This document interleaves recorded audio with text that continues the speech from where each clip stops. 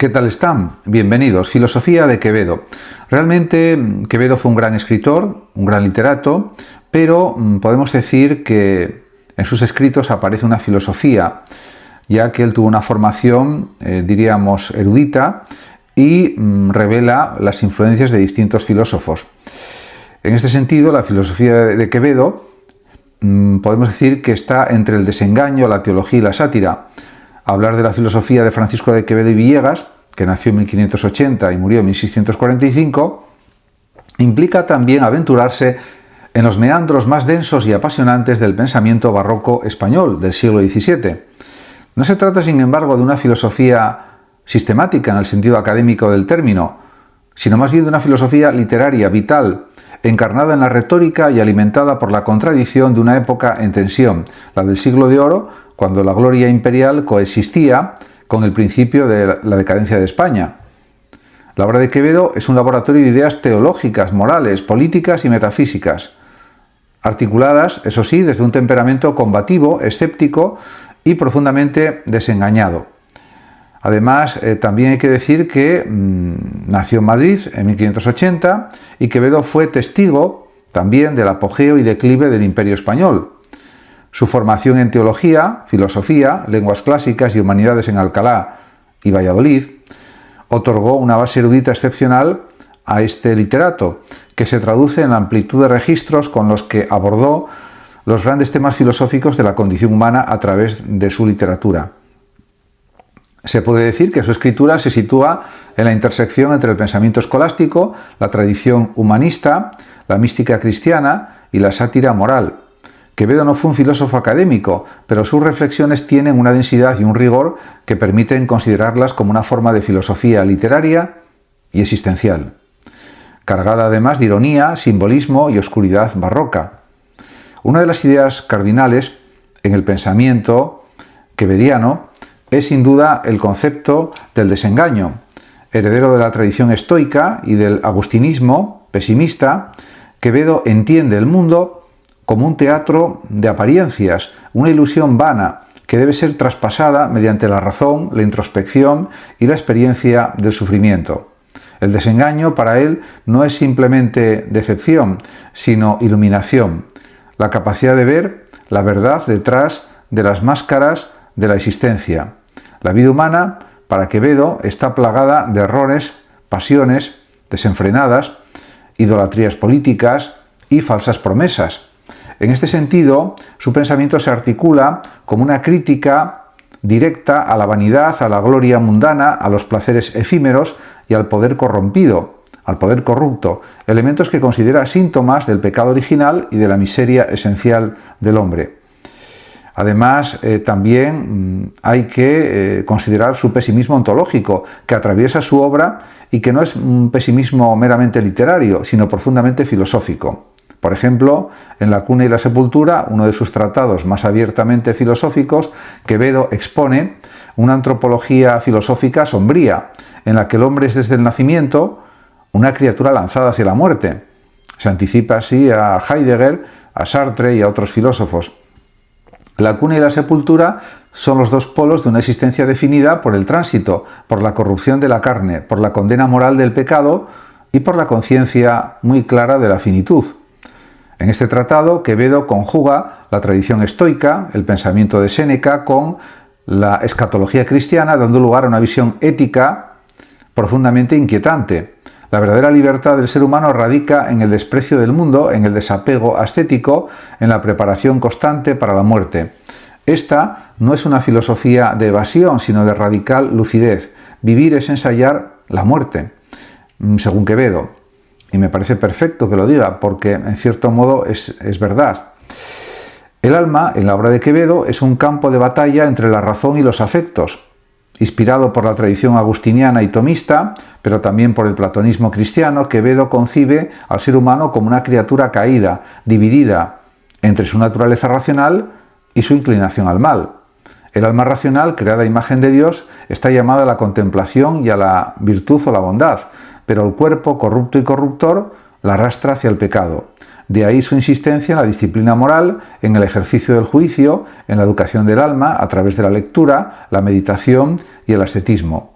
En su Marco Bruto, Quevedo reflexiona sobre la política desde una perspectiva estoico-cristiana, presentando al gobernante ideal como alguien guiado no por el interés ni por la astucia maquiavélica, sino por la virtud o la bondad y la sabiduría. De este modo, Quevedo desprecia profundamente la política entendida como manipulación, corrupción y violencia encubierta. Para él, el poder es una carga, no un privilegio, una vocación al servicio de la justicia, no una herramienta para la ambición. Y, además de todo esto, este idealismo ético no impide, sin embargo, que Quevedo despliegue también una crítica demoledora del poder político real, en su faceta satírica, como en La hora de todos y La fortuna con seso, o Los sueños disecciona, la podredumbre de la monarquía, la corrupción eclesiástica, la ignorancia de los nobles y la hipocresía de los moralistas. El sarcasmo quevediano no se limita a la burla, es un instrumento también de denuncia filosófica, una forma de despertar la conciencia del lector. Quevedo no ridiculiza por el simple placer de la mofa, sino porque considera que la risa, cuando nace del juicio y también del conocimiento, puede ser una vía hacia el desengaño. En este sentido, su sátira no es nihilista, sino pedagógica. Pone en evidencia los vicios del mundo para señalar la necesidad de la virtud, de la bondad. Hay en Quevedo, además, una oscilación constante entre el ideal moral y el realismo que se podría considerar trágico. Esta tensión es inherente a su visión barroca del mundo, en la que lo sublime y lo grotesco, lo sagrado y lo ridículo, lo eterno y lo efímero se entrelazan de forma inextricable. En Los sueños, obra maestra de la literatura moral del siglo de oro, Quevedo construye también una serie de visiones alegóricas que le permiten explorar los distintos rostros del pecado, de la estupidez humana y del castigo divino. Estos textos, a la vez literarios y filosóficos, están imbuidos de una profunda angustia escatológica. El infierno que retratan no es solo el más allá, sino la propia sociedad, degradada por la codicia, la mentira y el egoísmo. Algo que suena muy actual, como propio también del siglo XXI y del siglo XX. Otro eje central de la filosofía de Quevedo es la concepción del tiempo. De esta manera, siguiendo a Séneca y a Agustín de Hipona, Quevedo ve el tiempo como una trampa para el alma. En sus sonetos filosóficos medita sobre la fugacidad de la vida, sobre el carácter ilusorio del presente y sobre la necesidad de vivir orientados hacia la eternidad. El tiempo humano, marcado por el devenir y la muerte, contrasta con el tiempo divino, eterno e inmutable. Esta oposición se traduce en una visión teológica del mundo en la que todo lo que no se orienta hacia Dios es vano, pasajero y destructivo. El hombre sabio, para Quevedo, es aquel que vive en el tiempo, pero no para el tiempo, que habita el mundo, pero con el alma puesta en la otra vida.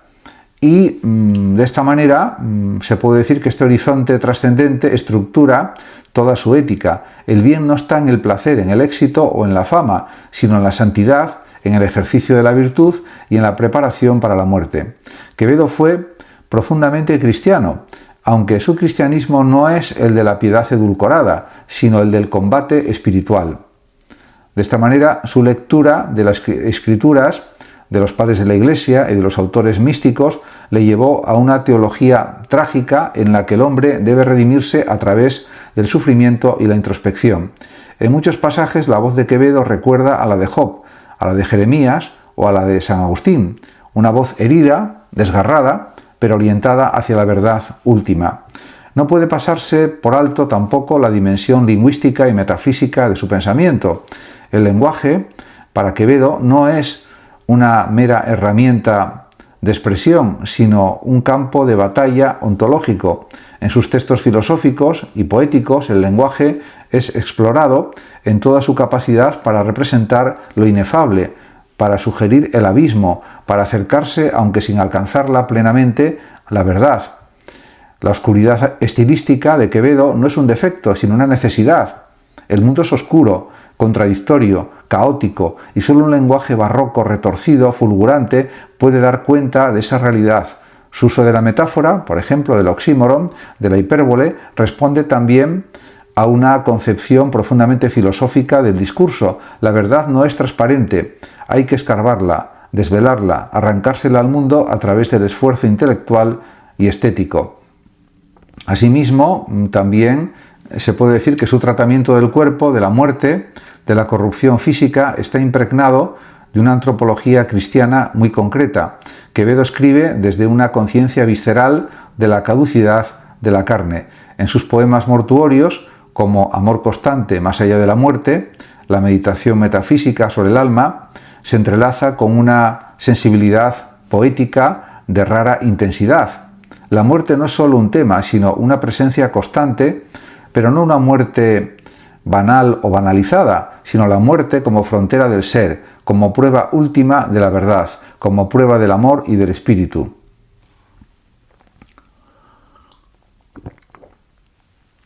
En Quevedo, el cuerpo muerto es símbolo de la vanidad humana, pero también campo de batalla donde el alma se afirma en su eternidad. Y además hay que decir que todo esto da una idea del pensamiento filosófico de Quevedo en toda su profundidad y con una serie de matices que son realmente asombrosos. En este sentido, podemos decir que es un pensador de primer nivel, aunque sea también un gran poeta, un gran escritor, un gran literato. Y a partir de ahora también explicaré algo de la crítica quevediana a la sociedad de su tiempo, que se inserta en una visión moral del mundo que hunde sus raíces en la patrística y el pensamiento escolástico que él conocía. La sátira no es mero desahogo personal ni entretenimiento literario, es un instrumento de purificación ética. En textos como Gracias y desgracias del ojo del culo, por ejemplo, incluso los registros más escatológicos son usados como mecanismo para ridiculizar lo falso, lo vano, lo ostentoso. Quevedo utiliza lo grosero y lo popular con una finalidad filosófica, mostrar que la grandeza humana, si no se funda en la verdad del alma y en el orden divino, es pura porquería, literal y metafóricamente. Esta estrategia puede resultar incómoda o violenta, pero obedece a una lógica del descenso simbólico. Solo en el abismo, en la basura, en el infierno humano, puede encontrarse el germen del desengaño y, por tanto, de la redención. Además, también hay que señalar que en su filosofía de la historia y de la política, Quevedo también destaca por su lucidez crítica, ya que la visión providencialista del devenir humano, heredada de San Agustín, le permite interpretar las caídas de imperios, las injusticias sociales y las derrotas nacionales no como simple resultado de errores políticos, sino como signos del desorden moral. La decadencia del Imperio español, que él percibe con intensidad creciente durante su vida, es vista como un castigo divino, una consecuencia del olvido de la virtud, del lujo excesivo, del alejamiento de lo divino. Esta teología de la historia no le impide, por otra parte, ejercer una agudísima crítica a los gobernantes, especialmente a los válidos, como el conde duque de Olivares, que según él han sustituido la prudencia por la codicia y la gloria por la mediocridad. En La política de Dios, Gobierno de Cristo y Tiranía de Satanás, texto denso y difícil, Quevedo plantea un ideal político teocrático, el gobierno de la religión. La soberanía auténtica debe imitar el gobierno de Cristo y no el del demonio que reina a través de la astucia y el engaño. Este texto puede considerarse como uno de los más ambiciosos ensayos político-teológicos del siglo de oro. Otro elemento fundamental en la filosofía quevediana es la noción de libertad. A diferencia del libertinismo moral o del racionalismo moderno incipiente, Quevedo no cree en la autonomía absoluta del sujeto. La libertad humana para él no es capacidad para hacer lo que se quiera, sino disposición del alma para elegir el bien conforme a la ley divina. El hombre verdaderamente libre es el que se ha desengañado, el que ha vencido sus pasiones, el que ha roto las cadenas del pecado y del apego a lo material. En su célebre soneto No he de callar por más que con el dedo, Quevedo reivindica su libertad como escritor, pero no en nombre de un individualismo moderno, sino como servicio a la verdad, como ejercicio de la conciencia profética. Esta concepción de la libertad tiene un carácter ético y teológico. Es la libertad del cristiano que vive conforme a la gracia y al juicio divino, no la libertad del burgués que actúa conforme a su interés. y por tanto se puede decir que en el fondo de toda su obra late una filosofía del alma profundamente influida por San Agustín, Séneca, Tomás de Aquino y la mística española. Quevedo medita también sobre el alma como principio vital, como sede de la verdad, como espacio de lucha espiritual. En sus epístolas morales y en sus tratados ascéticos insiste también en la necesidad de conocer el alma, de purificarla, de orientarla hacia Dios. Esta interiorización radical lo acerca a los místicos, aunque su estilo sea más combativo que contemplativo.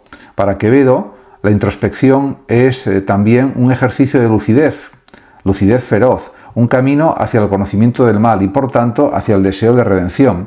De ahí su insistencia en el contemptus mundi, el desprecio del mundo, no como vida, sino como afirmación de la verdad última. Pero hay que decir que sería erróneo pensar que su filosofía se reduce a un moralismo trágico. Hay en Quevedo también una sensibilidad metafísica que desborda el marco de la teología moral. Su concepción del ser, del alma, de la muerte y del tiempo lo convierten en un pensador del abismo, en el sentido existencial más profundo. En varios de sus textos, especialmente en La cuna y la sepultura y en Los sueños, aparece una inquietud radical por el sentido del ser, por la paradoja del hombre que es a la vez imagen de Dios y ruina de sí mismo. Esta tensión entre grandeza y miseria, entre espiritualidad y corrupción, es el eje de su ontología barroca. El ser humano está desgarrado y solo puede alcanzar cierta verdad si acepta ese desgarramiento. Y en este aspecto, este desgarramiento se refleja también en su concepción del amor, en sus sonetos amorosos de los más altos de la lírica universal. Quevedo eleva el amor más allá del cuerpo, hasta el plano del alma, pero este amor no es platónico ni místico, sino una forma, se podría decir, de comunión espiritual atravesada por la conciencia de la muerte. El soneto Amor constante, más allá de la muerte, es la formulación más acabada de esta idea. El alma, aunque el cuerpo se pudra, seguirá amando, seguirá buscando, seguirá sintiendo. Este amor que sobrevive a la corrupción es una metáfora del alma misma, persistente, trágica, apasionada. En Quevedo el amor es un campo de experiencia metafísica, una prueba del alma en su relación con el tiempo y con la eternidad. Y además también pues hay que señalar que en conclusión la filosofía de Quevedo es un universo complejo y fascinante en el que convergen la teología cristiana, el estoicismo, la mística, la sátira y la metafísica. Su pensamiento, por tanto, no se puede reducir a una doctrina, ni siquiera a un sistema. Es una constelación de intuiciones, de imágenes, de visiones que tienen como centro la pregunta por la verdad del hombre. Su mirada es radicalmente crítica, profundamente desencantada, pero nunca nihilista. Para Quevedo hay verdad, hay alma, hay Dios, hay salvación, pero acceder a ellos exige atravesar el infierno del mundo, despojarse de la vanidad también, educar el alma y estar dispuesto a morir antes de haber vivido del todo. La filosofía de Quevedo es, por tanto, una filosofía trágica, cristiana, barroca y luminosa en su oscuridad. Es una voz que nos llama, desde el siglo XVII, a pensar el ser humano no como una máquina ni como un producto social, sino como una criatura en lucha, dotada de alma, lanzada hacia la muerte y necesitada de redención. En un tiempo como el nuestro, en el que la verdad se relativiza, la virtud se desprecia y el alma se olvida, Quevedo sigue hablándonos con una fuerza que solo tienen los grandes filósofos, encarnados en la palabra viva de la literatura, o realizados y representados en la literatura. Como se puede observar, realmente la visión filosófica de Quevedo es enormemente atractiva también para el siglo XXI. Muchas gracias a todos por su atención y hasta mi próximo vídeo. El que lo desee puede compartir este vídeo, darle like o suscribirse a mi canal de YouTube. Hasta pronto.